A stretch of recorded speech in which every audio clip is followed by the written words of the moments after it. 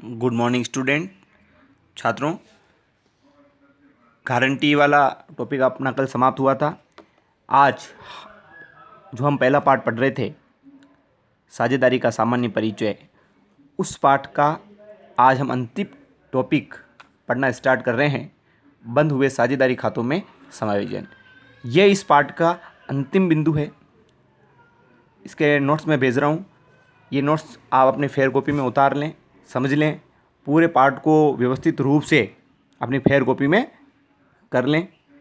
कल से हम सेकंड चैप्टर नए साझेदार का फर्म में प्रवेश स्टार्ट करेंगे।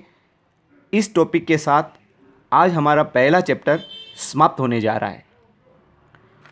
बंद हुए साझेदारी खातों में समायोजन के अंतर्गत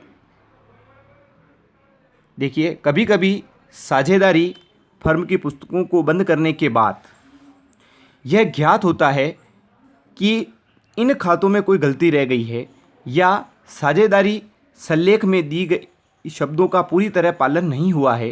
अतः लेखांकन अवधि की समाप्ति के बाद इन शर्तों के पालन हेतु गलती के सुधार हेतु समायोजन की आवश्यकता होती है।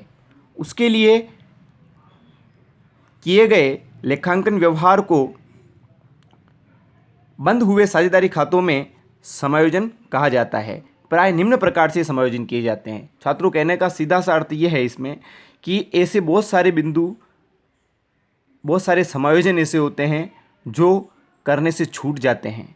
हमें उन समायोजन को करना होता था उस लेखा वर्ष के दौरान, लेकिन हम उन्हें नहीं कर पाते हैं, भूलवश गलतियां हो जाती है, हम उसे करना भूल जाते हैं। ठीक है, आइए ऐसे कौन कौन से समायोजन हैं, देखिए उनको देखते हैं अपन। पहला, पूंजी पर ब्याज का लेखा न किया जाना। साझेदारों को पूंजी पर ब्याज देना था लेकिन हमने नहीं दिया। दूसरा, इसमें आ जाता है कम किया जाना। साझेदारों को पूंजी पर ब्याज जितना देना था उतना नहीं दिया और उससे कम दिया या उससे अधिक दे दिया। तो ये एक ऐसा समायोजन है जो तरीके से करना था, नियम के अनुसार करना था, हमने उसके अनुसार नहीं किया, तो उसको सुधार करने के लिए हमें इसमें समायोजन करने पड़ते हैं। दूसरा, आहरण पर ब्याज का लेखा न किया जाना। आहरण देना था, लेखा नहीं किया उसका भी। साझेदारों के पारिश्रमिक का लेखा भी न करना। गलत अनुपात में लाभों का विभाजन कर देना और लाभ विभाजन अनुपात में परिवर्तन होना। ये कुछ ऐसे बिंदु हैं जो बंद हुए साझेदारी खातों में समायोजन के अंतर्गत आते हैं।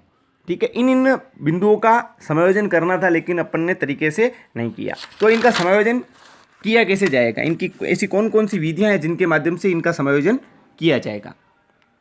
तो समायोजन की विधियों में पहला आता है एकल प्रविष्टि द्वारा समायोजन और दूसरा आता है लाभ हानि समायोजन खाता खोलकर समायोजन। दो तरीके से इन समायोजनों को किया जा सकता है। सबसे पहला बिंदु देखिए, एकल प्रविष्टि द्वारा समायोजन।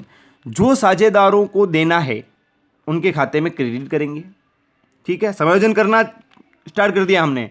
एकल प्रविष्टि द्वारा अगर हमें उसका समायोजन करना है तो उसमें ध्यान रखना है कि जो जो चीज़ें साझेदारों को देनी है उसको तो उनके खाते में क्रेडिट कर दो और जो राशि उनसे वसूल करनी है वो उनके खाते में डेबिट कर दो। ठीक है, इसके बाद एक विश्लेषण तालिका तैयार कर दी जाती है और अंत में शुद्ध प्रभाव के आधार पर समायोजन प्रविष्टि की जाती है। सीधा सा अर्थ है, जो साझेदारों को देना है साझेदारों के खाते में क्रेडिट और जो साझेदारों से लेना है वो डेबिट करके एक तालिका बनाई जाएगी और उस तालिका के आधार पर शुद्ध प्रभाव का निर्धारित किया जाएगा और एक प्रविष्टि करके उसका समायोजन कर दिया जाएगा। दूसरा आता है इसमें लाभ हानि समायोजन खाता खोलकर। साझेदारों की पूंजी पर ब्याज, वेतन, कमीशन आदि छूट जाने के लिए निम्न प्रविष्टि करेंगे। साझेदारों की पूंजी पर ब्याज देना था नहीं दिया, वेतन देना था नहीं दिया, कमीशन देना था नहीं दिया, ये सारी चीज़ें देना भूल गए, छूट गए गलती से, तो उसका समायोजन करने के लिए हमें ये एंट्री करनी पड़ेगी, P&L adjustment account debit to partners capital. दूसरा, आहरण पर ब्याज छूट जाने की स्थिति में निम्न प्रविष्टि करेंगे।